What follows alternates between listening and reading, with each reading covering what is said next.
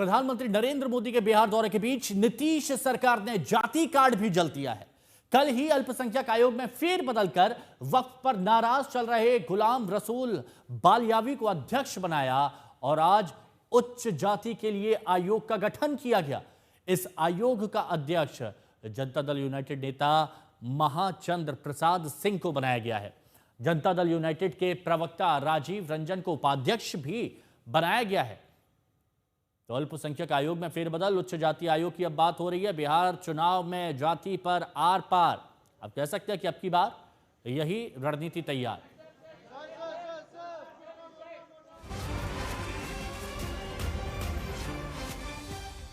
तो बड़ी खबर इस वक्त की आपको बता रहे, बिहार चुनाव को लेकर नीतीश सरकार में हलचल। नीतीश सरकार ने उच्च जाति विकास आयोग बनाया है और कल ही अल्पसंख्यक आयोग में फेरबदल किया गया था। वक्फ पर नाराज चल रहे गुलाम रसूल बालियावी को अध्यक्ष बनाया गया था। एक दिन पहले की बात है, एक दिन पहले अल्पसंख्यक आयोग बनाया गया, फेरबदल किया गया, जिसमें अध्यक्ष बनाया गया था गुलाम रसूल बालियावी को, जो कि वक्फ मामले में नाराज चल रहे थे सरकार से। और आज उच्च जाति के लिए आयोग का गठन किया गया और इस आयोग का अध्यक्ष जदयू नेता महाचंद्र प्रसाद सिंह को बनाया गया है। जनता दल यूनाइटेड के प्रवक्ता राजीव रंजन को उपाध्यक्ष बनाया गया है।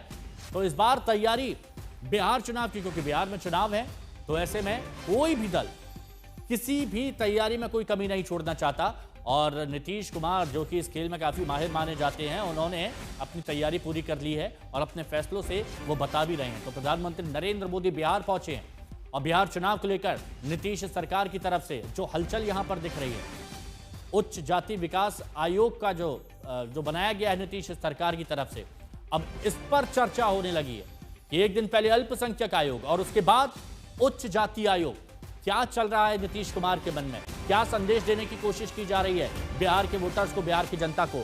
शशि भूषण हमारे सहयोगी पटना से हमारे साथ में जुड़े हुए हैं। शशि भूषण, कल अल्पसंख्यक आयोग और आज उच्च जाति आयोग, क्या चल रहा है नीतीश के मन में?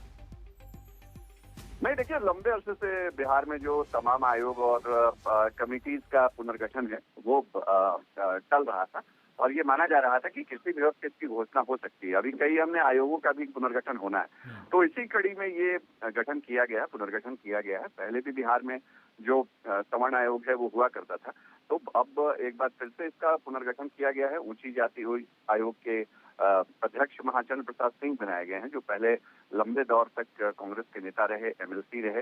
इसके अलावा जनता दल यूनाइटेड के जो मुख्य प्रवक्ता है, राष्ट्रीय प्रवक्ता है राजीव रंजन, उनको उपाध्यक्ष बनाया गया है और जो 3 साल का कार्यकाल होता है उसके लिए इसकी पुनर्गठन की गई है। तो ये सरकार ने एक कह सकते हैं कि विधानसभा चुनाव के पहले जो अलग अलग आयोगों का पुनर्गठन है उस कड़ी में इसको किया है।